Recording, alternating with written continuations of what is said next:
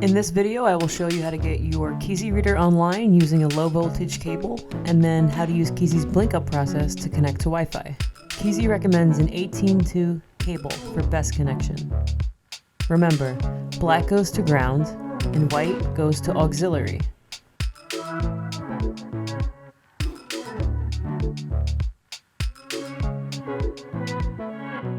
Notice blue LED lights turned on, signaling there is power to your reader.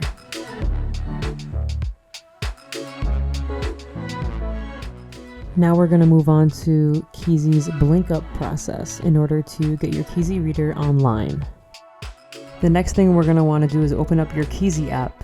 Once you open it up, make sure you navigate to the settings in the top right hand corner. After we do that, we're going to scroll down and click Admin Dashboard. Next, we're going to go ahead and click Connect Keezy Devices.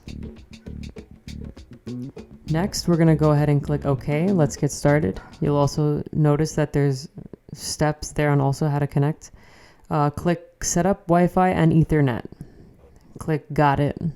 Next, enter your Wi-Fi information. So put your username and password, and feel free to click Remember My Username so that the next time you log in, it will remember your information.